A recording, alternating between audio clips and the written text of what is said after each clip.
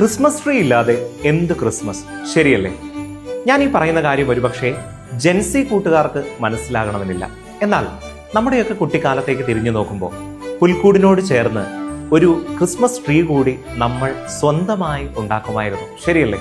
ഇന്നെല്ലാം റെഡിമെയ്ഡാണ്. നമ്മുടെ കാലത്ത് പറമ്പിൽ പോയി ഒരു മരം വെട്ടിക്കൊണ്ടുവന്ന് പുൽക്കൂടിനോട് ചേർത്ത് നമ്മൾ നാട്ടും.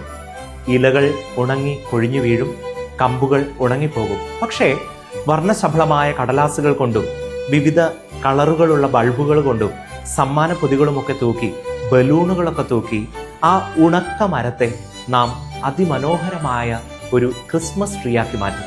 ഒരു പക്ഷേ നമ്മുടെ ജീവിതവും ഈ ഉണക്ക മരത്തിന് തുല്യമായിരിക്കും. ആ ഒരു അവസ്ഥയിലൂടെ ആയിരിക്കാം നാം കടന്നു പോവുക. നോമ്പിന്റെ ഈ 11-ാം ദിവസം നമുക്ക് ഇങ്ങനെയൊന്ന് ധ്യാനിച്ചാലോ?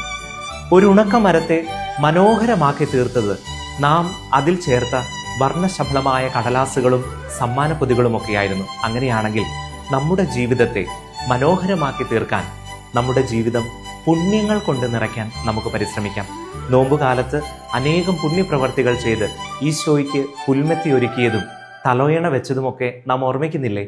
അതുപോലെ സുഹൃത ജപങ്ങൾ കൊണ്ടും പരസ്പരം സ്നേഹിച്ചും സഹായിച്ചും നന്മകൾ ചെയ്തുകൊണ്ടും ഈ ക്രിസ്മസ് കാലവും നമുക്ക് മനോഹരമാക്കാം.